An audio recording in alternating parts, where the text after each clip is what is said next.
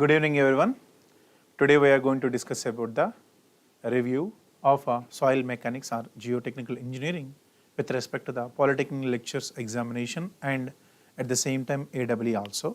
We have already taken some of the previous questions and some concepts in prior to the AWE examination. మన last year డిసెంబర్లో లాగా AWEకి సపరేట్గా చేసాము. ఇప్పుడు మళ్ళీ ఇంకొకసారి AWE మరియు పాలిటెక్నిక్ లెక్చర్స్ రెండుకి కూడా ఎలాంటి టైప్ ఆఫ్ క్వశ్చన్స్ రావచ్చు అనేది, మెయిన్లీ పాలిటెక్నిక్ లెక్చర్స్లో ఎలాంటి క్వశ్చన్స్ రావచ్చు అనేది మనం ఇప్పుడు డిస్కస్ చేద్దాం.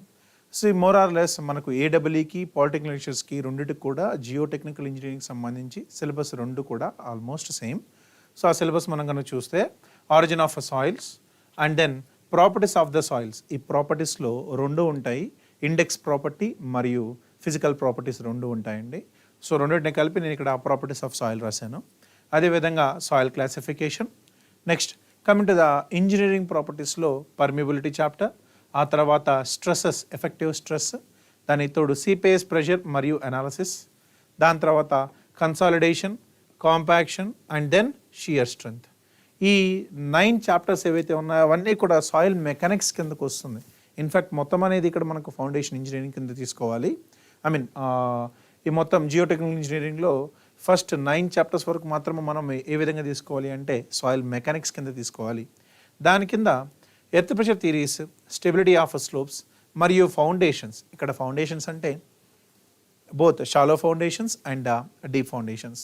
So in the case of the foundations, shallow foundations మరియు డీప్ ఫౌండేషన్స్, అదేవిధంగా ఫౌండేషన్స్ ఆన్ ఎక్స్పాన్సివ్ సాయిల్స్, వీటన్నిటి కూడా ఇక్కడ ఫౌండేషన్స్ కింద మనం డిస్కస్ చేద్దాము. So next site investigation and soil exploration, finally coffer dams and కైజన్స్.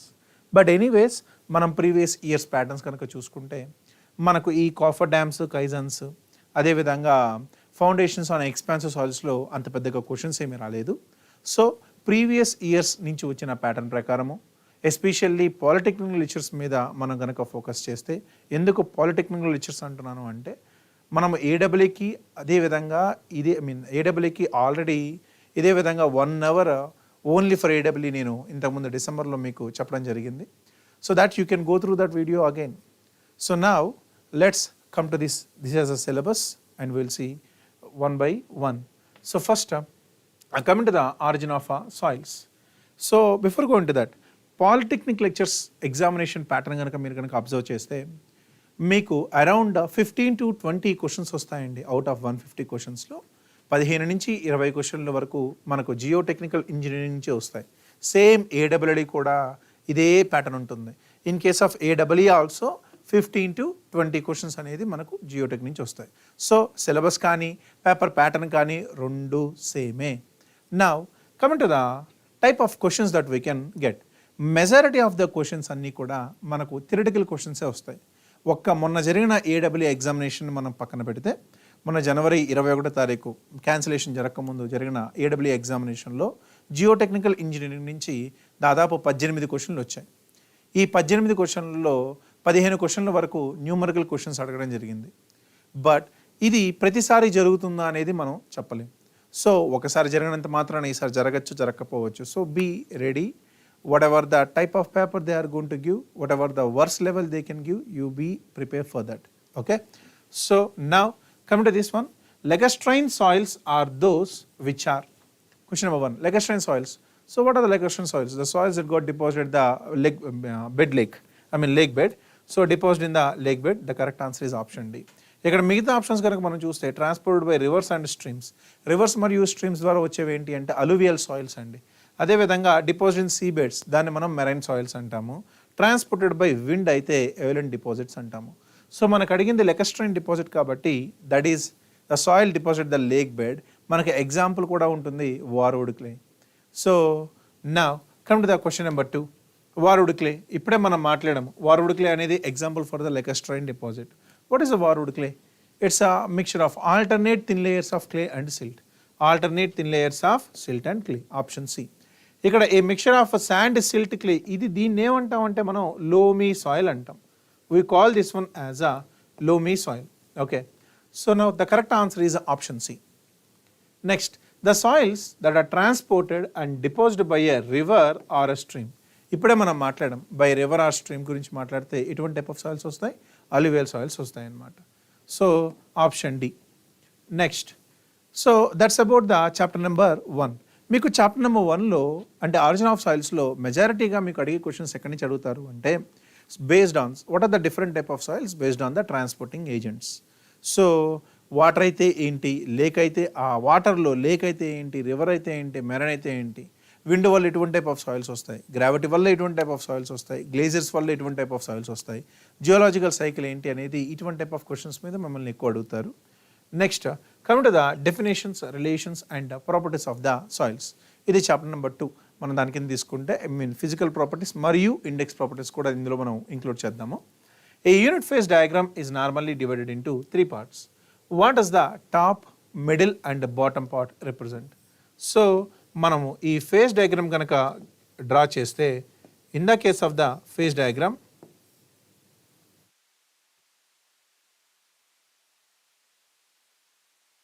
So if you draw the phase diagram మనకు పైన it divided into 3 parts. Yes, the lightest phase at the top or component at the top, heavier at the bottom, and in between there is going to be water. So what they are asking is the top, middle and bottom. Top is air, middle is water and bottom means solid. So air, water and solid. The correct answer is option A. Next, a soil sample has a porosity of 25%. Calculate its void ratio. So what is the relation between the porosity and void ratio? E is equals to n by 1 minus n, or n is equals to E by 1 plus C.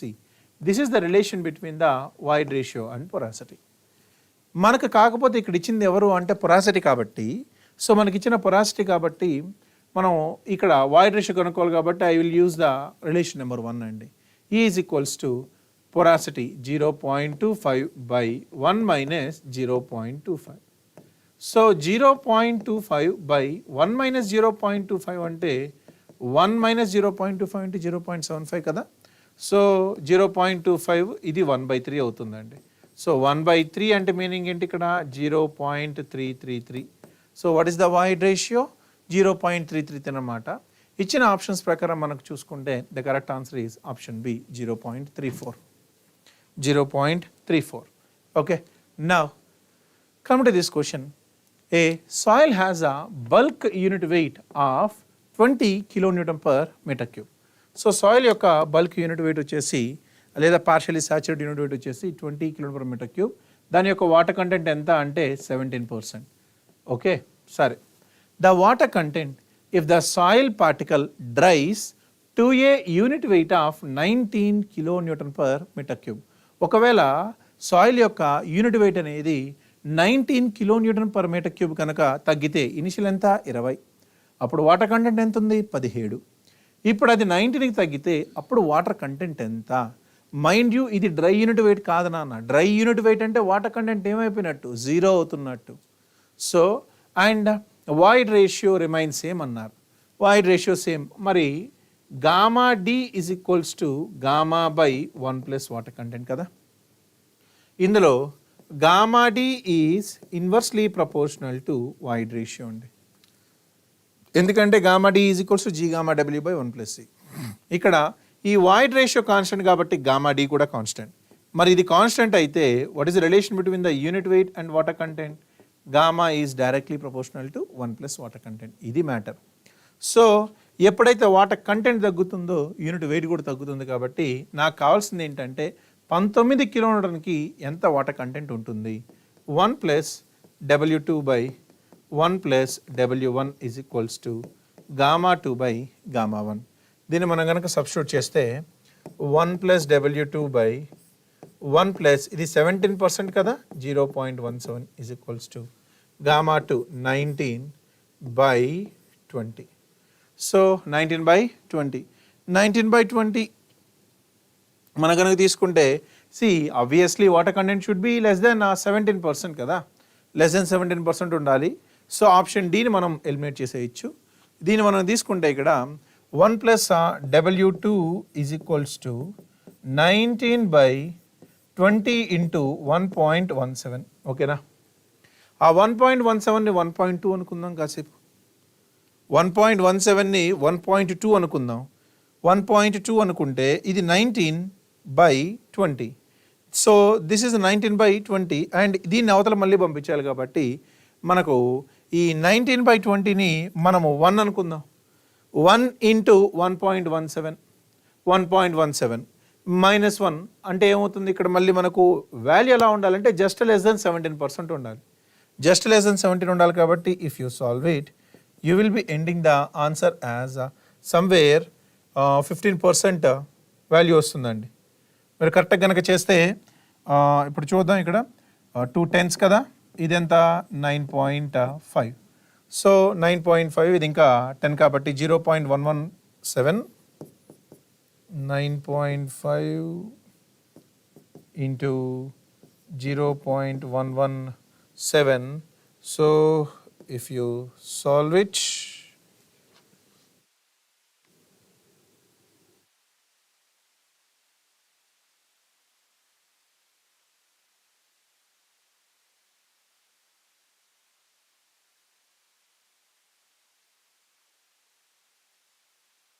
So somewhere around మనకు 11.15% వస్తుందండి. మీరు కనుక పర్సంటేజ్లో మాట్లాడుకుంటే 11.15% వస్తుంది.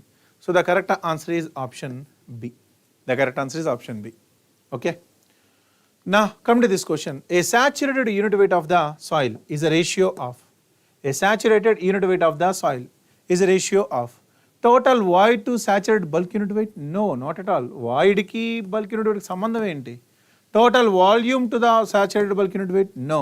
Saturated unit weight అంటే it's a bulk unit weight at full saturation. Bulk అంటే any unit weight అండి. అది కనుక మనకు ఫుల్ సాచురేషన్లో ఉంది అంటే దాన్ని మనం saturated unit weight అంటాం. So bulk unit weight of soil when it is fully saturated, that is the option C. Next, the mass of a chunk of a moist soil is 20 kg and its dry density ఇచ్చాడు 1500 kg per meter cube. What is the void ratio of the soil if the specific gravity ఇచ్చారండి G? So this is the dry density ఇచ్చేసాడు, moist W ఇచ్చేసాడు and density of water కూడా ఇచ్చేసాడు. అడిగింది ఏంటి? Void ratio. మనకి ఎప్పుడైతే dry density ఇస్తాడో సో డ్రై డెన్సిటీ నుంచి gamma D is equals to G gamma W by 1 + C. ఇది మనము కనుక్కునే ఈక్వేషన్. This is one of the function relationship సేవాగ్ and gamma. Out of the gamma D is equals to G gamma W by 1 + C. దీన్ని మనం కనుక rewrite చేస్తే E is equals to G gamma W by gamma D -1. ఓకేనా? ఇప్పుడు G value ఎంత అంటే 2.5, gamma W ఎంత అంటే 1000 బై 1500 -1. ఇంతే కదా? ఇందులోంచి 2 సున్నాలు ఇందులోంచి 2 సున్నాలు తీసేస్తే 2.5 into 10 25, 25/15, 25/15 5 5 3. So 5/3 -1 which is nothing but 2/3. 5/3 -1 which is nothing but 2/3. 2/3 అంటే ఎంత? 0.67. సో వాయిడ్ రేషియో అనేది ఎలా ఎంత ఉండాలంటే 0.67 ఉండాలి. కానీ వాడు పర్సంటేజ్లో అడిగాడు. ఇక్కడ జనరల్గా పర్సంటేజ్లో అడగకూడదు. Void ratio should not be represent in terms of the percentage, it should be represent in terms of decimals only. But given that so answer ఏమవుతుంది అంటే ఆప్షన్ బి అవుతుంది, 66.67%. Okay, next, A soil sample with specific gravity of the solids ఇచ్చాడు. Again G ఇచ్చాడు 3 and has a mass specific gravity of 2. Assuming the soil to be perfectly dry. ఇక్కడ perfectly dry అన్నాడు అంటే mass specific gravity ఏమవ్వాలి? ఇక్కడ GM of dry. మనకు తెలుసు ఈ మాస్ స్పెసిఫిక్ గ్రావిటీ అనేది దేని మీద డిపెండ్ అయి ఉంటుంది అంటే స్టేట్ ఆఫ్ ద సాయిల్ మీద డిపెండ్ అయి ఉంటుంది. So what is the void ratio? ఇప్పుడు చెప్పిన ఈక్వేషన్ నుంచి మనం మళ్ళీ తీసుకొస్తే ఈ G gamma W by gamma D -1. మరి ఈ గామా W బై గామా Dని మనం ఏం రాయొచ్చు? GM ఆఫ్ డ్రై -1 రాసుకోవచ్చు. సో విచ్ ఈస్ 3/2 -1 ఏమవుతుంది అంటే 1/2 which is 0.5. The correct answer is 0.5. Okay, now let's come to this question. The total unit weight of the glacial outwash is, what is the total unit weight? Gamma 5 kg/m³. The water content of the soil is 17%. అలా అయితే what is the dry unit weight అన్నాడండి. So dry unit weight అంటే ఏంటి? Gamma D is equals to gamma by 1 + water content కదా. 5/1 + 0.17, 5/1.17. సరే కాసేపు అలా ఉంచుదాం. ఈ 1.17ని 1.2 అనుకో. 1.17ని 1.2 అనుకోండి, assume just as a 1.17 as a 1.2. So ఈ 1.2 అయితే దీన్ని మనం 50/12 రాయొచ్చు కదా. 50/12 అంటే దిస్ ఈజ్ మోర్ దెన్ 4 ఏనా ఆన్సర్, బికాస్ 12 4 48 50 కాబట్టి జస్ట్ మోర్ దెన్ 4 ఉండాలి. అరే ఇది 1.2 అయితేనే ఇది మోర్ దెన్ 4, ఇది 1.2 కంటే తక్కువ కదా. డినామినేటర్ ఎప్పుడైతే తక్కువ ఉంటుందో న్యూమరేటర్ టోటల్ వాల్యూ ఇంకా ఎక్కువ ఉంటుంది, అంటే వాల్యూ అనేది మోర్ దెన్ 4 ఉండాలి, just more than 4. And the nearest value is what ever the correct answer is 4.27. మీరు కనుక చేస్తే దీని వాల్యూ ఎంత ఉంటుంది అంటే 4.27 kg/m³. మనం పెద్ద పెద్ద క్యాలిక్యులేషన్లు అవసరం లేదు, దానికి నియరెస్ట్ వాల్యూ ఏదైతే ఉందో దాన్ని బట్టి మనం లాక్కుంటూ వద్దాం. ఓకేనా. నా come to this question. The unit weight of a soil sample is 20 kg/m³ and water content is 18%. What is the dry density? ఇప్పుడే మనం మాట్లాడాం. సేమ్ ఇదంతా మీకు ఏంటంటే ప్రాక్టీస్ కోసం అంతే. So similar type of question that you can solve. Next come to the index properties of the soil. The limit of water content at which soil tends to pass from semi-solid to solid state. So ఎక్కడి నుంచి semi solid నుంచి solid స్టేట్కి ఎక్కడికి వెళ్తుంది? This is a semi solid, ఇది plastic, ఇది వచ్చేసి liquid, and this is nothing but the solid state, right. So what is the limit of water content at which soil tends to pass from semi solid to solid? Semi solid నుంచి సాలిడ్కి వెళ్తాలి అంటే that is nothing but the shrinkage limit అండి. So the correct answer is option D, which is nothing but shrinkage limit. Next, the water content where further loss of moisture will not result in any volume reduction. What is the moisture content? Where you reduce the moisture, there is no change in volume. So if you go, you reduce the moisture, still there will be no change in the volume. That is nothing but the shrinkage limit. So again, here also the correct answer is the shrinkage limit, option D. Next, the soil moisture content of a clay soil sample was determined for the plastic limit, liquid limit and shrinkage limit. What will be the correct sequence of the occurrence of the following limits? Plastic limit P, liquid limit L and shrinkage limit associated with the decrease in the moisture content in order high moisture content to low moisture content. Out of the all, the least one is a shrinkage limit, highest one is a liquid limit. As they are asking with a decrease in moisture content, higher moisture content to lower, higher is liquid limit, then plastic, then shrinkage. The correct answer is LPS. The correct answer is option D. Next, identify the method that is not used for determination of in situ unit weight of natural soil deposit. So they are asking what is the method that is not used? Sand bath method. Sand bath method is suitable for determination of water content in the case of oven drying soil, to determine the water content only. So whereas core cutter, water displacement method, these are all the methods that we go for the in situ field density determination. Okay. Out of the cohesion limits, sticky limit, liquid limit, plastic limit and shrinkage limit, the most important in the engineering practice, I don't care about cohesion limit, I don't care about sticky limit, but we have to care about the liquid limit, plastic limit, shrinkage limit. These limits we call it as Atterberg limits. So the correct answer is liquid limit, plastic limit and a shrinkage limit. The correct answer is option B. Next, activity of a soil is a ratio of plasticity index to. What is activity? Plasticity index IP by percentage clay fraction. So plasticity index to percentage of compressive strength, no. Liquidity index, no. Percentage of sensitivity, no. Percentage by weight of clay fraction, percentage by weight of clay fraction. So the correct answer is option D. Okay. Now have a look about this question.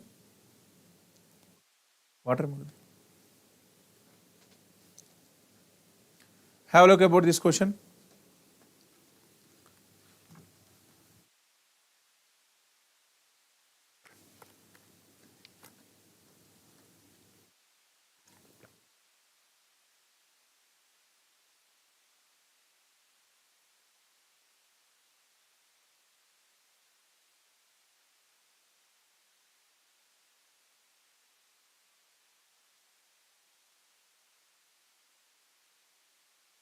if you see, they have given two samples, a sample A and sample B. So that is a ratio of plasticity index to the percentage of clay fraction, which is nothing but activity. This is nothing but the activity, okay. So one is less than 0.75 and other one is more than 1.2. What they are asking is what is the type of soil. You know that as per activity, when A less than 0.75, it is said to be inactive, and 0.75 to 1.2 we call it as normal, and more than 1.2 we call it as active. So based on this, as sample A is less than 0.75 we consider as inactive, sample B is greater than 1.2, sample B is greater than 1.2 we call it as active. So inactive and active. Sample A inactive, sample B is active. The correct answer is option B. The correct answer is option B. Okay. Now come to the next question. Liquid limit, plastic limit of the clay soil is given 45 and 25. Activity of the clay, if 20% by weight of the particles of size is less than 2 micrometers. What is the soil that is less than 2 micrometers is the percentage clay. So percentage clay is given as 20%. Then what is the activity? IP by percentage clay fraction. So what is IP? Liquid limit minus plastic limit. 45 minus 25 by percentage clay is 20. 45 minus 25, which is going to be 20 by 20. The correct answer is 1. So what is the correct answer? The correct answer is option D. See, majority of the questions from this chapter you will be getting from the Atterberg limits and plasticity and type of indices also, which means plasticity index, activity, toughness index, consistency index, liquidity index. Those are the things that you need to focus more. అవి మీరు ఎక్కువ focus చేయాలండి. మరి అదేవిధంగా a soil sample is tested for its plasticity index and obtained value of the plasticity index ఎంత ఇచ్చాడు ఇక్కడ? 21 ఇచ్చాడు. In such case the soil sample can be described as, ఎప్పుడైతే ప్లాసిటీ ఇండెక్స్ అనేది 21 ఉందో, is it more than 17 or not? Yes. So మనకు less than 7 అయితే లో ప్లాస్టిక్, 7 to 17 అయితే మీడియం ప్లాస్టిక్, మోర్ దెన్ 17 అయితే హై ప్లాస్టిక్ అంటాం. సో ఐపీ కనుక మోర్ దెన్ 17 ఉంటే దాన్ని మనం highly plastic soil అంటాం. The correct answer is option B. Next, water content of a soil sample can be determined by. మనం water కంటెంట్ని ఏ విధంగా మనం మెజర్ చేయగలం? Shrinkage limit method? No, shrinkage limit నుంచి మనకు వచ్చేది boundary water content, natural moisture content కాదు. జార్ టెస్ట్ కాదు, that is for specific gravity. Sand replacement method ఇది కూడా కాదు, ఇది యూనిట్ వెయిట్కి. Alcohol method one of the method that we employ. మనం వాటర్ కంటెంట్ కనుక్కోవడానికి వేరియస్ మెథడ్స్లో ఓవెన్ డ్రైయింగ్ మెథడ్, అలాగే పైక్నోమీటర్ మెథడ్, అలాగే in the case of పైక్నోమీటర్ method also మనం డైరెక్ట్గా మనము వాటర్ కంటెంట్ కనుక్కోలేము. దాని తర్వాత మళ్ళీ మనం వాడే దాంట్లో sand bath method, calcium carbon method, అలాగే ఆల్కహాల్ మెథడ్. సో ఈ ఆల్కహాల్ మెథడ్లోంచి మనం కనుక చూస్తే, so this is one of the method where we find out the water content. Okay, next come to the soil classification. Consider different type of the soils. ఇందులో fine sand మనం F అందాము, homogeneous clay C, coarse gravel G, silty clay వచ్చేసి S. Arrange the soil in the increasing order of their permeability. So permeability అనేది దేని మీద depend అయి ఉంటుంది అంటే, number 1 it depends upon the size of the soil.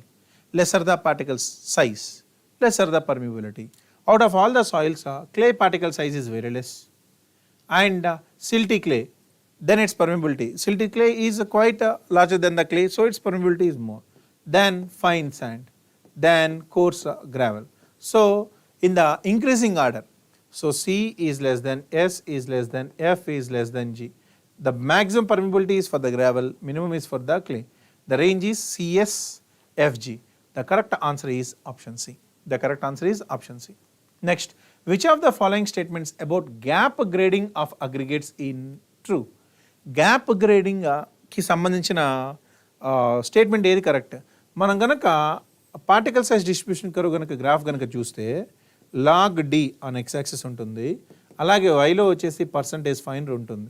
ఈ graph మనం కనుక గీసుకుంటే, ఇఫ్ యూ అబ్జర్వ్ ఆ గ్రాఫ్ డ్రా చేస్తున్నప్పుడు మనకు కంటిన్యూటీ ఎలా ఉంటుంది అంటే, ఫస్ట్ కంటిన్యూస్గా వెళ్తుంది, దాని తర్వాత కాన్స్టెంట్ అయ్యి మళ్ళీ కంటిన్యూస్ వస్తుంది. ఇక్కడ ఏదైతే జోన్ ఉందో ఈ జోన్లో గ్రాఫ్ ఆల్మోస్ట్ హారిజాంటల్, అంటే ఈ జోన్లో ఉన్న పార్టికల్స్ అనేది మిస్ అవుతున్నాయి. Sudden amount of the particles are missing. In gap grading, one or more intermediate fraction of particles are absent. Absent అంటే missing. సో దాన్ని మనం గ్యాప్ గ్రేడింగ్ అంటాం. In gap grading the grading curve is smooth. కాదు, ఇక్కడ చూడండి smooth కాదు, ఇది continuous, దాని తర్వాత నాన్ కాన్స్టెంట్, దాని తర్వాత కంటిన్యూస్. ఇక్కడ కాన్స్టెంట్ ప్లెయిన్ వచ్చింది కదా, గ్యాప్ వచ్చింది, హంప్ వచ్చింది. In gap grading all the particles of uniform size. No, uniform size అయితే యూనిఫామ్లీ గ్రేడెడ్ అవుతుంది. Gap grade has a wide distribution of the grain size particles. Wide distribution అంటే well graded soil అవుతుంది. ఓకేనా? So the correct answer is option A. Next, how many groups of soils comes under the Indian standard soil classification system? As per Indian soil classification system మనం కనుక చూస్తే total number of groups ఎన్ని అంటే 18. ఇందులో course వచ్చేసి 8, fine వచ్చేసి 9, అలాగే organic soil వచ్చేసి 1. సో మొత్తం కనుక కలిపితే మనకు వచ్చేది ఎంత అంటే 18. As per ISCS, the total number of the groups are 18. Okay. Next, coming to the permeability. Which of the following method used in the field to determine the permeability of the soil? మనం permeability కనుక్కోవడానికి ఫీల్డ్లో ఏ test వాడతాం? మనం permeability కనుక్కోవడానికి ల్యాబ్లో కొన్ని వాడతాము, ఫీల్డ్లో కొన్ని వాడతాము. సో ల్యాబ్లో మనం వాడేది వచ్చేసి ఫాలోయింగ్ హెడ్ టెస్ట్ లేదా కాన్స్టెంట్ హెడ్ టెస్ట్. అదే ఫీల్డ్లో మనం వాడేదంతా కూడా మనం ఏంటంటే pumping out test and pumping in test అంటాము. సో ఇక్కడ ఫీల్డ్ అడిగాడు కాబట్టి కరెక్ట్ ఆన్సర్ వచ్చేసి option D, pumping out of well method. Next, which of the following factors does not affect the permeability of the soil? పర్మియబిలిటీని affect చేయని factor ఏంటో చూద్దాం. Property of the pore fluid, it will definitely effect. ఎందుకంటే temperature పెరిగే కొద్దీ viscosity తగ్గిపోతుంది. So viscosity తగ్గిందంటే permeability పెరుగుతుంది. వాయిడ్ రేషియో ఖచ్చితంగా డిపెండ్ అయి ఉంటుంది. గ్రైన్ సైజ్ కూడా డిపెండ్ అయి ఉంటుంది. ఎందుకంటే if you see KE C into d10 square into E cube by 1 plus C into gamma F by mu అండి. సో ఫ్లూయిడ్ ప్రాపర్టీ మీద డిపెండ్ అయి ఉంటుంది, వాయిడ్ రేషియో మీద, సైజ్ మీద డిపెండ్ అయి ఉంటుంది. డిపెండ్ కానిది ఒకే ఒక ఆప్షన్ ఏంటంటే వాల్యూమ్ ఆఫ్ ద సాయిల్. ఇక్కడ నాట్ అన్నాడు కాబట్టి so permeability does not depend upon total volume, it depends upon volume of void only. Next, come to the effective stresses. Which of the following, see ఇక్కడ effective stress అంటే అన్నింటిని దీంట్లోనే, stresses CPS pressure కూడా దీంట్లోనే మాట్లాడతాం. Which of the following statement are true about the quick sand? Quick శాండ్కి సంబంధించి ఏది కరెక్టో చూద్దాం. It is only a condition but not a type of sand. Yes. So quick sand అనేది ఒక టైప్ ఆఫ్ కండిషన్ మాత్రమే, ఒక శాండ్ కాదు. It is a condition and a type of sand too? No. Quick sand reaches when critical hydraulic gradient is approximately equals to unity. Quick sand reaches when critical hydraulic gradient is approximately equals to unity. ఇక్కడ critical hydraulic gradient కాదు, ఇక్కడ hydraulic gradient అనేది critical hydraulic గ్రేడియంట్కి equal అయితే అప్పుడు మాత్రం unity వస్తుంది. Okay. Next, quick sand condition occurs most commonly in coarse grain sand or gravels than the fine sand. No, quick sand condition occurs in the case of the fine sand rather than the coarse sand. So ఇక్కడ మనం కనుక options కనుక చూస్తే ఇక్కడ అడిగింది ఏంటి అంటే which of the true about the quick sand. ఇక్కడ మనం చూస్తే ఇచ్చిన ఆప్షన్స్ ప్రకారం మనం చూసుకుంటే బోత్ 1 and 3 ఆర్ ట్రూ అని చెప్పుకోవాలి. ఇక్కడ దీని మీనింగ్ ఏంటంటే 3 quick sand condition reaches when the critical hydraulic gradient is approximately equals to unity అంటే IC value is equals to 1 అన్నాడు. యాక్చువల్ అక్కడ చెప్పాల్సింది ఏంటంటే హైడ్రాలిక్ గ్రేడియంట్ అనేది అప్రాక్సిమేట్లీ ఈక్వల్స్ టు యూనిటీ అని చెప్తే అప్పుడు మనకి ఇచ్చిన స్టేట్మెంట్ అనేది కరెక్ట్ అవుతుంది. బట్ ఈ విధంగా ఇచ్చిన దాంట్లో ఒక్క స్టేట్మెంట్ 1 మాత్రమే కరెక్ట్. మనకు స్టేట్మెంట్ 3 కరెక్ట్ కావాలి అంటే అక్కడ హైడ్రాలిక్ గ్రేడియంట్ అనేది క్రిటికల్ హైడ్రాలిక్ గ్రేడియంట్కి ఈక్వల్ అవ్వాలి. హైడ్రాలిక్ గ్రేడియంట్ అనేది క్రిటికల్ హైడ్రాలిక్ గ్రేడియంట్కి ఈక్వల్ అయినప్పుడు వాల్యూ ఎంత అంటే 1 ఉంటుంది అక్కడ ఉన్న గ్రేడియంట్ అనేది. సో ఇచ్చిన ఆప్షన్స్ ప్రకారం మనం చూసుకుంటే both statements 1 and 3 are correct. Okay. Next, okay. So the height of the sample to be tested is this is reverse. The height of the sample to be tested is this is 16 centimeters and height of the saturated sand this is 20 centimeters. Find the bulking of the sand. Bulking. So what is the increase in volume of the soil? What is the percentage bulking? How to find out the percentage bulking is, so how much soil we have initially taken 16, how much finally saturated 20. So final minus initial by initial into 100. So 20 minus 16, 4 by 16 into 100 which is equals to 25%. So the correct answer is option D. So that is the bulking of the sand. Next, a normally considered clay layer settles by 20 mm when the effective stress increased from 25 to 50 kilo Newton per meter square. So sigma naught dash 25 నుంచి sigma 1 dash 50కి వచ్చేసరికి settlement ఎంత అయింది ఇక్కడ అంటే 20 mm ఉంది. What will be the settlement when the effective stress is increased from 50 to 100? ఒకవేళ ఇప్పుడు ఇది 50 నుంచి 100 గనక పెరిగితే ఈ సెటిల్మెంట్ ఎంత, ఇది క్వశ్చన్. That's the question. ఆ సెటిల్మెంట్ ఎంత ఉంటుంది అనేది మ్యాటర్. ఇక్కడ సెటిల్మెంట్ గురించి మాట్లాడాము అంటే this is comes under consolidation కిందకి వెళ్ళాలి. సో మనకు కన్సాలిడేషన్లో సెటిల్మెంట్ కనుక్కోవడానికి యూ హ్యావ్ 3 కోఎఫిషియెంట్స్ అండి. Coefficient of compressibility, coefficient of volumetric compressibility, compression index అని. ఏవి ఇవ్వనప్పుడు always we have to use the compression ఇండెక్సే. So S is equals to CC by 1 plus E naught into H into log base 10 sigma dash by sigma naught dash. ఇక్కడ sigma dash by sigma naught dash అంటే final by initial. Final by initial. C S is directly proportional to log base 10 sigma dash by sigma naught dash. మనకి S1కి initial ఎంత అంటే 25, final ఎంత అంటే 50. అదే S2కి initial ఎంత అంటే 50, ఫైనల్ ఎంత అంటే 100 తీసుకోవాలి. So S2 by S1 is equals to log base 10. In the case of S2 నేను ఇక్కడ టోటల్ సెటిల్మెంట్ అడగలే, 50 నుంచి 100కు వస్తే ఎంత సెటిల్మెంట్ జరిగింది. సో 50 నుంచి 100కు వచ్చింది అంటే 50 అనేది ఇనిషియల్ అవుతుంది, 100 అనేది ఫైనల్ అవుతుంది. సో 100 బై 50 బై S1కి ఎక్కడి నుంచి ఎక్కడి వరకు వచ్చింది 50, 25 నుంచి 50కి వచ్చింది. సో 100 బై 50 అంటే 2, 50 బై 25 అన్న 2. This is going to B log 2 and this is also log 2. ఇది క్యాన్సిల్ అయితే 1 అంటే S2 is equals to S1. ఎంత వచ్చిందంటే S1 అక్కడ 20 mm. సో ఫైనల్గా మనకు సెటిల్మెంట్ ఎంత ఉంటుంది, నీకు 25 నుంచి 50కి ఇంక్రీజ్ చేసినప్పుడు ఎంత సెటిల్మెంట్ జరిగిందో 50 నుంచి 100కి కూడా అంతే సెటిల్మెంట్ జరుగుతుందని చెప్తుంది.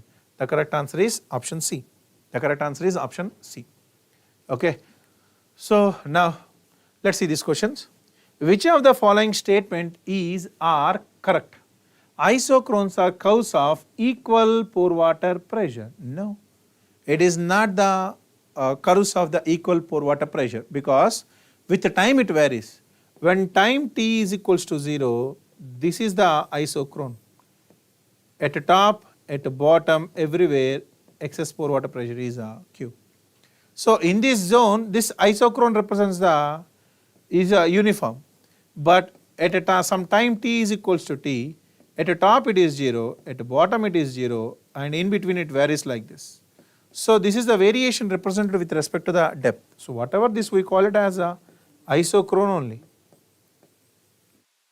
And when time t is equals to infinity, what is the isochrone? At the top 0, at bottom 0, at center 0. So what is isochrone? Isochrone represents the variation of which pressure? Excess pore water pressure. So it represents variation. It does not give you the constant excess pore water pressure. Variation along the depth. So isochrones are curves of equal pore water pressure. No. Isochrones depicts the variation of pore water pressure along the depth. Yes. So statement 2 is correct. And isochrone varies with time. Yes. When time 0, this is the isochrone. When time infinity, this is the isochrone. When time t is equals to t, this is the isochrone. So with the time also, isochrones are going to be varies. So the correct answer is option 2. I mean second statement and third statement both are correct. So B 2 and 3 only. B 2 and 3 only. Okay, so if you observe, we can see the both 2 and 3 statements are correct statements. Okay, now let's see this question. So solve this question once. Solve this question.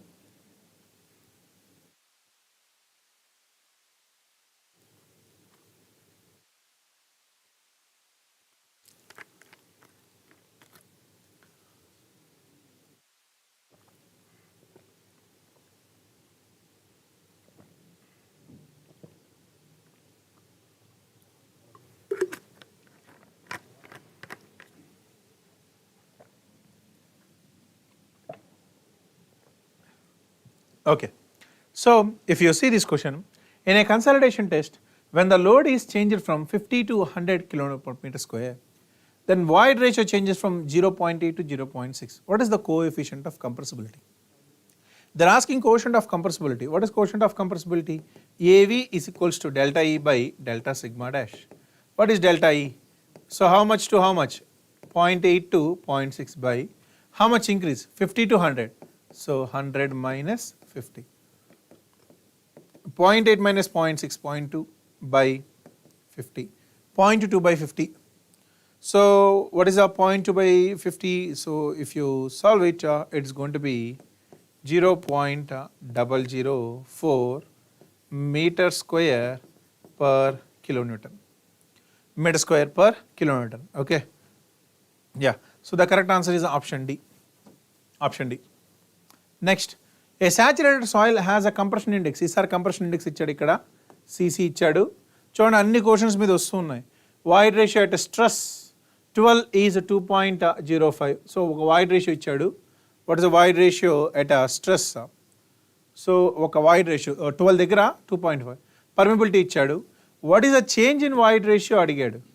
If the stress is increases to 21.6 kN per meter square.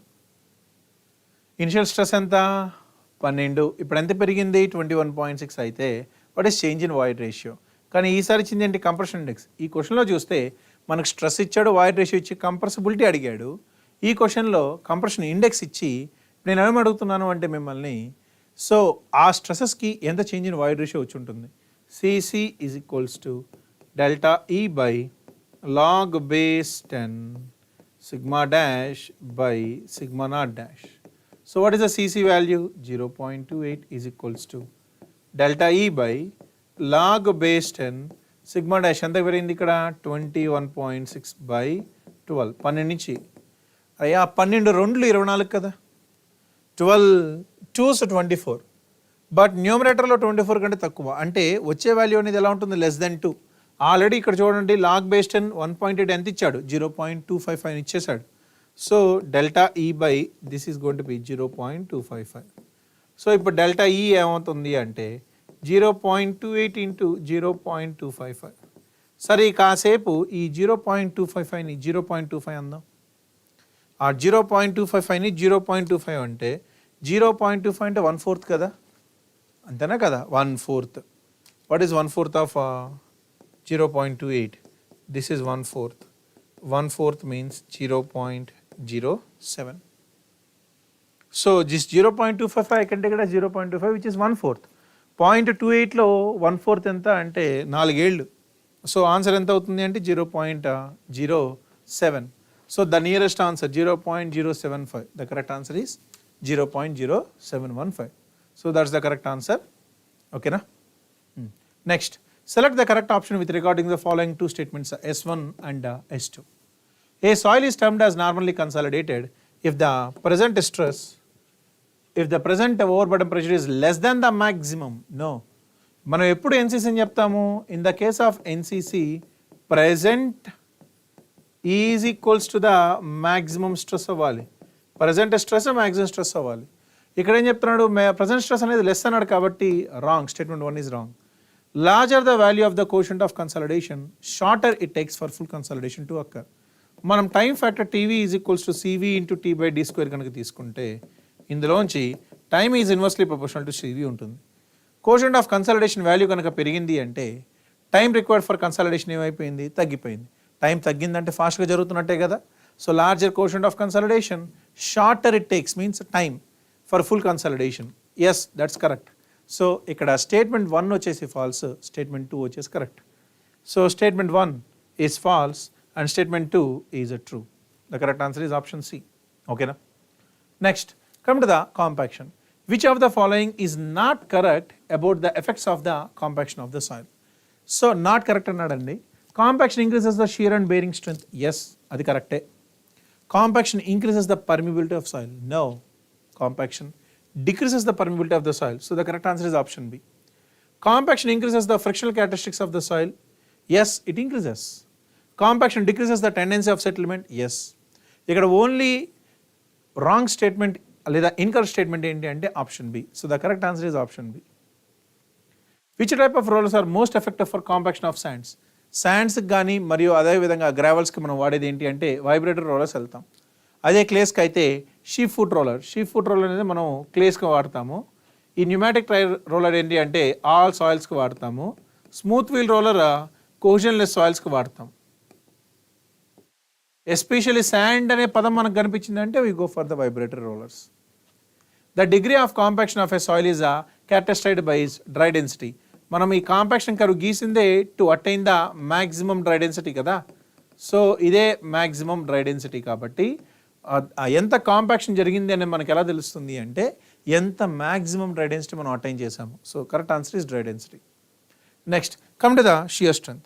The strength of a soil is mainly described by it's. అసలు సాయిల్కి strength అంటున్నాం. ఏ strength గురించి మాట్లాడాలి? Shear strength గురించి మాట్లాడాలి. ఎందుకంటే సాయిల్లో జరిగే vulnerable failure ఏంటి అంటే షియర్ ఫెయిల్యూర్. దాన్ని రెసిస్ట్ చేయడానికి సాయిల్కి ఉన్న స్ట్రెంత్ ఏంటి అంటే షియర్ స్ట్రెంత్. టార్షనల్ స్ట్రెంత్, సాయిల్కి కంప్రెసివ్ స్ట్రెంత్ ఉంటుంది కానీ మనకు అది వద్దు. మనకు కావాల్సినంత ఏంటి అంటే షియర్ స్ట్రెంతే కావాలి. అసలు టెన్సైల్ స్ట్రెంత్ అనేది సాయిల్కి ఉండదు. Soil is very weak in tension.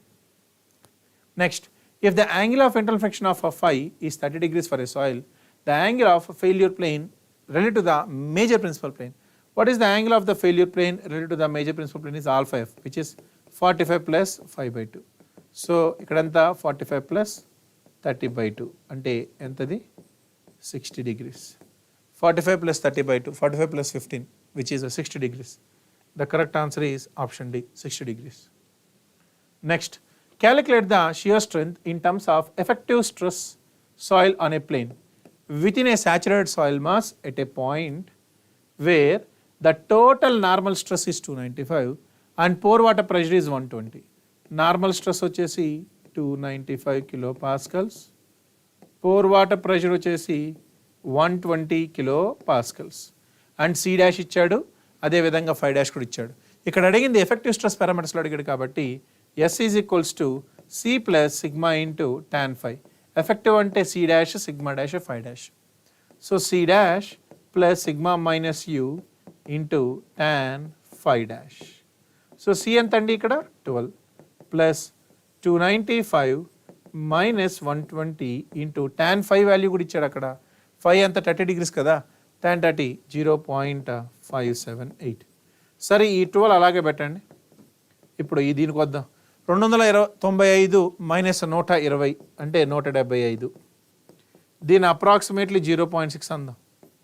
దీని అప్రాక్సిమేట్లీ 0.6 అందాం. ఓకే, 175 ఇంటూ 0.6, 175 ఇంటూ 0.6, 5 ఆర్లు 30. సో 7 6 42, 45, 616, so 10. And now if you see that's going to be 105 అంతేనా. 105, 12 plus 105 ఎంత అవుతుంది? ఇది 117 అవుతుంది. సో ఇచ్చిన ఆప్షన్స్లో మనం కనుక చూస్తే నియరెస్ట్ ఆన్సర్ ఎంత ఉండాలి? 117 దగ్గర లేదు ఉంది ఇక్కడ. 85 కాదు, 75 కాదు, 135 చాలా ఎక్కువ. The nearest answer is option C. You don't need to calculate the exact value, నీకు అవసరం లేదు. దగ్గర ఉన్న వాల్యూస్ నువ్వు క్యాలిక్యులేట్ చేస్తే చాలు. So the correct answer is 113.15 kilopascals. ఓకేనా. Next, a shear box test perform to give the following results for a cohesive soil sample. So ఒక షియర్ బాక్స్ టెస్ట్లో మనం డైరెక్ట్ షియర్ టెస్ట్ చేసినప్పుడు మనకు 2 శాంపిల్స్ మీద వచ్చిన నార్మల్ స్ట్రెస్ మనం apply చేసింది, ఎంత ఫెయిల్యూర్ అనేది షియర్ స్ట్రెస్ అట్ ఫెయిల్యూర్ ఇచ్చేసాడు. What is the values of C and phi. మనకు టౌ F అంటే ఏంటి? Shear strength. S దానికి స్ట్రెంత్కి నార్మల్ స్ట్రెస్కి రిలేషన్ ఏంటి? S is equals to C plus sigma into tan phi. మన దగ్గర 2 అన్నోన్స్ ఉన్నాయి, C మరియు phi. 2 డేటా ఉన్నాయి, 2 ఈక్వేషన్స్ తీసుకురావచ్చు. మొదటి డేటా నుంచి ఇదిగోండి ఇక్కడ ఉన్న డేటా నుంచి మనం కనుక రాస్తే ఇక్కడ షియర్ స్ట్రెస్ అట్ ఫెయిల్యూర్ రెండింటికి స్పెసిమన్ 1లో ఫర్ స్పెసిమన్ 1 ఎంత నార్మల్ స్ట్రెస్ 150 అప్లై చేస్తే షియర్ స్ట్రెస్ ఎంత వచ్చింది? షియర్ స్ట్రెస్ అట్ ఫెయిల్యూర్ 110 వచ్చింది. So 110 is equals to C plus normal stress ఎంత అప్లై చేసావు? 150 ఇంటూ tan phi. ఇది ఈక్వేషన్ నెంబర్ 1 అనుకో. స్పెసిమన్ 2లో నువ్వు నార్మల్ స్ట్రెస్ 250 అప్లై చేస్తే షియర్ స్ట్రెస్ అట్ ఫెయిల్యూర్ ఎంత వచ్చింది? 120 వచ్చింది. 120 is equals to C plus 250 into tan phi. ఇది ఈక్వేషన్ నెంబర్ 2 అనుకోండి. ఇప్పుడు 2 - 1 కనుక చేస్తే 120లోంచి 110 తీస్తే 10, సి మరియు క్యాన్సిల్. 250లోంచి 150 తీసేస్తే 100, 100 ఇంటూ tan 5. ఇప్పుడు చెప్పండి ఇక్కడ tan 5 వాల్యూ ఎంత? tan 5 value is 10/100 which is 0.1. Yes, నేను ఇంక వేరే చేయాల్సిన అవసరం లేదు, ఎందుకంటే tan 5 వాల్యూ తెలిసింది అనుకోండి. ఆప్షన్స్ చూడండి, ఈ ఆప్షన్లో tan 5 వాల్యూ 0.1 ఉంది మరియు సి వాల్యూ ఎంత 9. tan 5 0.1 ఒకే ఒక ఆప్షన్ డి. సరే చెక్ చేసుకుందామంటే చెక్ చేసుకోండి. సో నా ఇప్పుడు tan 5 ఉంది కాబట్టి సబ్స్టిట్యూట్ కనుక చేస్తే ఈక్వేషన్ నెంబర్ 1లోంచి నువ్వు సబ్స్టిట్యూట్ చేస్తే 110 is equals to C plus 150 into tan 5 ఎంత 0.1. సో 0.1 అంటే 15 కదా. ఈ 15 అవతల కనుక పడేసాం అనుకోండి, 110లోంచి 15 తీసేస్తే ఎంత వస్తుంది? 95. సో సి వాల్యూ ఏమో 95, tan 5 వాల్యూ ఎంత? 0.1. The correct answer is option D only. Okay, next the unconfined compressive strength for three type of soils. Soil ఏకి ఎంత ఇచ్చాడు అంటే 35 ఇచ్చాడు, సాయిల్ బికి 450 ఇచ్చాడు, సాయిల్ సికి ఏమో 140 కిలో పాస్కల్స్ ఇచ్చాడు. ఇదంతా ఏంటి? Compressive strength. Then identify the statements based on the consistency behaviour. ఇక్కడ కన్సిస్టెన్సీలో వాడు ఏం చెప్పాడు అంటే సాఫ్ట్, స్టిఫ్, హార్డ్ మరియు చెప్పాడండి. సాఫ్ట్ అంటే కంప్రెసివ్ స్ట్రెంత్ మరీ తక్కువ ఉంటాయి, స్టిఫ్ అంటే కంప్రెసివ్ స్ట్రెంత్ చాలా ఎక్కువ ఉండాలి. స్టిఫ్ అంటే దానికి ఆ స్టిఫ్ కంటే తక్కువ ఉన్నదాన్ని మనం హార్డ్ అంటాం. ఇప్పుడు మూడిట్లో చూస్తే ఈ మూడిట్లో అతి తక్కువ ఉన్నది A, so this is very soft. అతి ఎక్కువ ఉన్నది B, this is nothing but which is going to be stiff, దీన్ని మనం స్టిఫ్ అందాం. అండ్ మిడిల్లో ఉన్నది ఇది, so this is going to be hard. So soft, stiff, hard. Soil A is categorized as soft, yes. Soil B is categorized as stiff, yes. Soil C is categorized as hard, yes. So the correct answer is option A. ఇక్కడ ఏదో రేంజ్లు బట్టి చెప్పట్లేదండి, ఇచ్చిన values బట్టి మనం చెప్తున్నామంటే. So compressive strength తక్కువ ఉంది అంటే సాఫ్ట్ ఉన్నట్టు, కంప్రెసివ్ స్ట్రెంత్ ఎక్కువ ఉంది అంటే మనకు స్టిఫ్గా ఉన్నట్టు. ఓకేనా? నా the determination of the shear strength of a soft saturated clay in the ఫీల్డ్లో సాఫ్ట్ సాచురేటెడ్ క్లేకి మనం చేసే టెస్ట్ ఏంటంటే వెయిన్ షియర్ టెస్ట్ అండి. ఇదిగోండి, ఈ ట్రయాక్సిల్ టెస్ట్ కానీ, యూసీఎస్ టెస్ట్ కానీ, డైరెక్ట్ షియర్ టెస్ట్ కానీ ఇవన్నీ మనం ల్యాబ్లో చేస్తాము. ఎస్పెషల్లీ డైరెక్ట్ షియర్ టెస్ట్ అయితే మనం మేజర్గా శాండ్స్కే వాడతాము, క్లేస్కి వాడము. The correct answer is option B. Next come to the earth pressure theories. A retaining wall with vertical back retains a mass of cohesionless soil అన్నాడండి. Active lateral earth pressure coefficient in terms of 5. వాడు అడిగింది ఏంటి అంటే KA. What is KA? 1 minus sin 5 by 1 plus sin 5, or దీన్నే మనం 1 by tan square alpha f రాస్తాము, లేదా tan square 45 minus 5/2. రెండిట్లో ఏదైనా ఒకటే. tan square 45 plus 5/2 రాయొచ్చు, 1 by tan square 45 plus 5/2 రాయొచ్చు, tan square 45 minus 5/2 రాయొచ్చు. So 1 minus sin 5 by 1 plus sin 5. The correct answer is option, actually it's not option A, it's option B. 1 minus sin 5 by 1 plus sin 5 or tan square 45 minus 5/2. The correct answer is option B. An excavation is to be made in a saturated soft clay. 5 value 0 ఇచ్చేసాడు. 5 value కనుక 0 అంటే K value ఎంత అంటే 1 with vertical sides. What will be the maximum unsupported depth of vertical cut? What is the meaning of maximum unsupported depth of vertical cut? So the depth up to which you can excavate without any lateral support, దాన్ని మనం maximum లేదా unsupported depth of excavation అంటాం, లేదా critical height అంటాం. So critical height ఎంత అంటే 4c by gamma root ka అండి. ఎలాగో మనకు 5 వాల్యూ 0 కాబట్టి ka value 1. So 4 into question ఎక్కడ ఎంత ఇచ్చాడు? 30 ఇచ్చాడు. యూనిట్ వెయిట్ ఎంత ఇచ్చాడు ఇక్కడ? 15. So 15 2s 4 2s 8. The correct answer is 8 meters. 8 మీటర్ల వరకు మనం సాయిల్లో ఎక్స్కవేట్ చేసుకోవచ్చు. ఎటువంటి వర్టికల్ లాటరల్ సపోర్ట్ అవసరం లేకుండా మనము you can go for the vertical excavation up to 8 meters. Next, for a certain soil the angle of internal friction ఎంత ఇచ్చాడు అంటే 30 degrees ఇచ్చాడు angle of internal friction. The coefficient of active and passive earth pressure. ఇది very common question. 5 value కనుక 30 degrees అయితే KA ఎంత? 1/3. KP ఎంత? 3. So that's it. 1/3 is nothing but 0.33. ఇక్కడ అడిగింది ఏం అడిగాడు? యాక్టివ్ మరియు ప్యాసివ్ రెస్పెక్టివ్ అన్నాడు. ఫస్ట్ యాక్టివ్ రావాలి, దాని తర్వాత ప్యాసివ్. 0.33 మరియు 3. The correct answer is option B.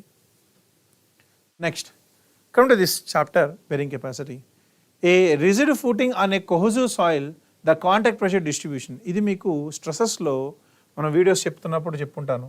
So contact pressure అంటే మీనింగ్ ఏంటి? కాంటాక్ట్ ప్రెషర్ అంటే the upward resistance offered by the soil at the base of the footing అండి. ఒకవేళ ఇది కనుక ఇదిగోండి, ఇది ఎటువంటి టైప్ ఆఫ్ ఫూటింగ్ అన్నాను, ఇక్కడ రిజిడ్ ఫూటింగ్ అన్నాను అనుకోండి. రిజిడ్ ఫూటింగ్లో సెటిల్మెంట్ యూనిఫామ్గా ఉంటుంది, కాంటాక్ట్ ప్రెషర్ నాన్ యూనిఫామ్గా ఉంటుంది. సెటిల్మెంట్ యూనిఫామ్గా ఉంటుంది, కాంటాక్ట్ ప్రెషర్ వచ్చేసి నాన్ యూనిఫామ్గా ఉంటుంది. కింద మనం కాంటాక్ట్ ప్రెషర్ కనుక తీసుకొస్తే, ఒకవేళ ఇది కనుక క్లే సాయిల్ అనుకుంటే, in the case of the clay, it edges strength is more compared to the center. So this is how the contact pressure distribution should looks like.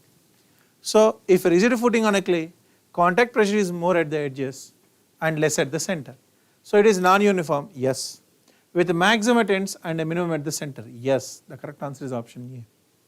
Non-uniform with maximum at the center and a minimum at the ends, no. That is for sands, not for clays. So given is on cohesive soil kada, అందుకని చెప్పేసి మన correct answer ఏంటంటే ఇక్కడ option A. Next, according to Terzaghi and Peck, the ratio of D15 of filter to the D85 of base. మీరు earth డ్యామ్స్లో CBS ప్రశ్నలో మనం కనుక మాట్లాడుకుంటే, మనకు పైపింగ్ ఫెయిల్యూర్ జరగకుండా ఉండడానికి ఇన్వర్టెడ్ ఫిల్టర్ మనం ప్రొవైడ్ చేసుకోవాలి. ఆ ఇన్వర్టెడ్ ఫిల్టర్లో పైన ఉన్న సాయిల్ని ఎప్పుడు కూడా మనం ఏమంటామంటే ఫిల్టర్ అంటాం, కింద ఉన్న సాయిల్ ఏంటంటే బేస్. ఇందులో మనకు వాటర్ ఈజీగా బయటికి వెళ్ళిపోవాలి. వాటర్ వెళ్ళేటప్పుడు సాయిల్ పార్టికల్స్ బయటికి వెళ్ళకుండా ఉండాలి అంటే ఫిల్టర్లో ఉన్న మినిమం సైజ్ D15 అనేది బేస్లో ఉన్న మ్యాక్సిమం సైజ్ D85తో పోల్చుకుంటే it should be less than 15 times. It should be less than 15 times. Okay, so D15 of the filter by D85 of the base should be less than 15 times. Sorry, it should be less than 5 times, not 15 times.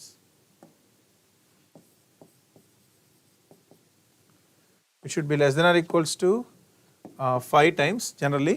ఇచ్చిన options ప్రకారం మనం కానీ చూసుకుంటే the correct answer is option D, less than 4. Less than 4. Okay.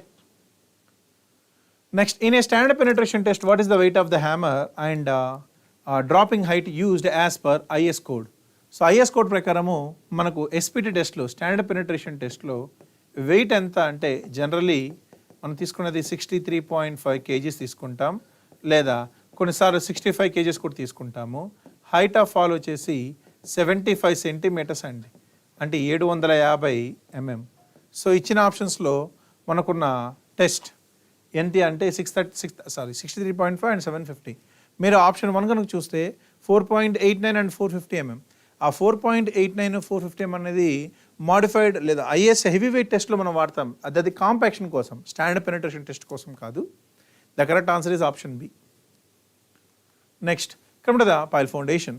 Which of the following type of foundations is best suited in the expansive type of soil. So ఇక్కడ నేను ఈ ఫౌండేషన్స్లో inter connectivity గురించి మాట్లాడుతున్నాను, expansive సాయిల్స్కి pile foundations కూడా. ఎప్పుడైతే soil expansive సాయిల్లో swelling shrinkage ఎక్కువ ఉంటుంది, అటువంటి టైప్ ఆఫ్ సాయిల్స్లో మనం ఎప్పుడు కూడా అండర్ రిమ్డ్ పైల్స్ మనం ప్రిఫర్ చేస్తాము. టింబర్ పైల్స్ కానీ స్టీల్ పైల్స్ కానీ ప్రిఫర్ చేయము. So we always go for the under reamed piles, we never go for the shallow foundations. If the soil is of expansive type, the similar type of question like in black out on soil, then the best foundation type. ఏది best foundation type అంటే obviously under rimmed pile. Next, when the soil layer surrounding A portion of the pile shaft settles more than the pile. ఎప్పుడైతే ఇక్కడ soil layer అనేది, pile చుట్టూ ఉన్న soil layer అనేది పైల్తో పాటు పోల్చుకుంటే సరౌండింగ్ సాయిల్ కనుక ఎక్కువ కనుక కిందకి సెటిల్ అయితే, when surrounding soil settles more than the pile, ఈ సరౌండింగ్లో ఉన్న సాయిల్ సెటిల్ అయినప్పుడు it induces a downward drag. దాన్ని మనం నెగిటివ్ స్కిన్ ఫ్రిక్షన్ అంటాం. So it induces a downward drag, then the drag is known as single acting hammer, no. Friction pile, no. Negative vibration, no. The correct answer is negative skin friction. Next, which of the following is not applicable to the pile foundations? Pile foundations కి applicable కానిది ఏంటి? Pile transfer the load to the stratum of adequate capacity. Yes, adequate capacity ఉన్న దానికి transfer చేస్తుంది, fine. Pile resist lateral loads. Yes, so in the case of the piles మనకు ఉన్నాయి కదా, lateral loaded piles కూడా ఉన్నాయి, fender pile batter inclined piles లేదా batter piles అంటాం వాటిని. Piles transfer through the cover zone to the bearing strata, yes it can transfer the load, ఇది కూడా కరెక్టే. Pile do not anchor structure subject to the hydrostatic uplift, no, pile can anchor the structure, అందుకనే కదా మనకి anchor piles ఉన్నాయి. పైల్స్లో anchor piles అని ఒకటి ఉంటుంది, that anchor pile can take both lateral load and uplift load also. So ఇక్కడ మనకు ఇక్కడ నాట్ అప్లికబుల్ అన్నాడు కాబట్టి, so the correct answer is option D అనమాట. సో ద ఆన్సర్ ఇక్కడ ఏం పెట్టాలి మనం, ఇక్కడ option D is the correct answer. Next come to this question. So observed N value of the SPT test is 21 అన్నాడండి, that is observed value. The N value after correction of the డైలటెన్సీ, ఇక్కడ over burden గురించి ఏం చెప్పలేదు కాబట్టి assume over burden correction is also done as 1 which is the same ఎప్పుడైతే డైలటెన్సీ correction. So ఇక్కడ మనకు ఎప్పుడైతే ఓవర్ బర్డన్ కరెక్షన్ తర్వాత మనకు వాల్యూ అనేది మోర్ దెన్ 15 ఉంటే డైలటెన్సీ కరెక్షన్ ఎలా చేయాలి అంటే 15 ప్లస్ ఎన్ డాష్ మైనస్ 15/2. ఇక్కడ ఎన్ డాష్ వాల్యూ ఎంత ఇచ్చాడు అంటే 21 ఉందండి. So 15 plus 21 minus 15/2. 21 minus 15 అంటే ఎంత, 6. 6/2 is nothing but 3. So 15 plus 3, the correct answer is 18. So the correct answer is 18. So this is one type of the question. మనకు soil ఎక్స్ప్లోరేషన్లో ఎస్పిటిల్లో wait అడగచ్చు, height of fall అడగచ్చు, లేదా just మనకు standard penetration number ఎలా కనుక్కుంటాము, every 15 సెంటీమీటర్స్కి number of blows కనుక్కొని అందులో 45 centimetres వరకు వెళ్తాం. సో ఎవ్రీ 15 అంటే N1, N2, N3, అందులో ఫస్ట్ 15 సెంటీమీటర్స్ యొక్క నెంబర్ ఆఫ్ బ్లోస్ మనం నెగ్లెక్ట్ చేసి లాస్ట్ 30 సెంటీమీటర్స్ మాత్రమే మనం రికార్డ్ చేస్తాం. ఆ రికార్డ్ చేసిన దాన్ని వాల్యూ కనుక ఫస్ట్ మనం ఓవర్ బర్డన్ కరెక్షన్ చేస్తాం, వచ్చిన వాల్యూ కనుక మోర్ దెన్ 15 ఉంది అంటేనే we go for the dilatancy correction. That's about the standard penetration test. ఇదే విధంగా మీకు పైల్స్లో మ్యాక్సిమం మిమ్మల్ని అడిగే క్వశ్చన్స్ ఎలా ఉంటాయంటే వీటి మీద, నేను ఇక్కడ థియరిటికల్ క్వశ్చన్స్ మీద ఎక్కువ ఫోకస్ చేస్తున్నాను. సో పైల్స్లో మిమ్మల్ని అడిగే మ్యాక్సిమం టైప్ ఆఫ్ క్వశ్చన్స్ ఎలా ఉంటాయంటే ఏ పైల్ ఎలా ఉంటుంది, నెగిటివ్ స్కిన్ ఫ్రిక్షన్ అంటే ఏంటి, అండర్ రిమోట్ పైల్స్ అంటే ఏంటి, బ్యాటర్ పైల్స్ అంటే ఏంటి, వాటి యొక్క ఫంక్షనాలిటీ ఏంటి, సో వాటి మీద ఎక్కువ క్వశ్చన్స్ వస్తాయి. And come to the last question, the densification of a soil by means of mechanical manipulation. By means of the mechanical manipulation, మెకానికల్గా అంటే ఒక ఎక్విప్మెంట్ ద్వారా మనం కనుక సాయిల్ యొక్క డెన్సిఫికేషన్ చేస్తే దాన్ని మనం ఏమంటాం, కాంపాక్షన్ అంటాం. Compaction is one part of soil stabilization. Soil స్టెబిలైజేషన్లో మనకు మెకానికల్ స్టెబిలైజేషన్ ఉంటుంది, కెమికల్ స్టెబిలైజేషన్ ఉంటుంది, సిమెంట్ స్టెబిలైజేషన్ ఉంటుంది, లైమ్ స్టెబిలైజేషన్ ఉంటుంది, అవన్నీ సాయిల్ స్టెబిలైజేషన్ కిందకు వస్తాయి. కానీ మెకానికల్గా అంటే మిషన్స్ ద్వారా కానీ లేదా ఒక ఎక్విప్మెంట్ ద్వారా కానీ మనం కనుక సాయిల్ని స్టెబిలైజ్ చేస్తే then we call it as a compaction. So that's about the questions regarding to the Geo-technical Engineering. ఇప్పుడు మాట్లాడుకున్న దాంట్లో మనం ఆల్మోస్ట్ అన్ని చాప్టర్స్లో కూడా ప్రతి టాపిక్ని, మేజర్ టాపిక్స్ ఏవైతే ఉన్నాయో వాటిని టచ్ చేస్తూ వచ్చాము. సో థియరిటికల్ పాయింట్ ఆఫ్ వ్యూలో ఎస్పెషల్లీ పొలిటికల్ లెక్చర్స్లో ఎలా ఉంటుంది అండ్ ఏడబ్ల్యూకి వీటితో పాటు మైండ్ యూ ఎవరైతే మీరు అటెండ్ అవుతున్నారో వీటితో పాటు ఇవి ఇక్కడ నేను థియరిటికల్ క్వశ్చన్స్ చెప్పాను. అదేవిధంగా లాస్ట్ ఇయర్ డిసెంబర్లో ఇదే ఏస్ ఆన్లైన్ ప్లాట్ఫామ్లో we have taken some AW sessions, అవి కూడా మీరు చూడండి. మీకు ఈ థియరిటికల్ నాలెడ్జ్ మరియు అక్కడ చెప్పిన న్యూమరికల్ నాలెడ్జ్ రెండు కూడా యూస్ఫుల్ అవుతాయి. All the best for your examination. That's all for this time.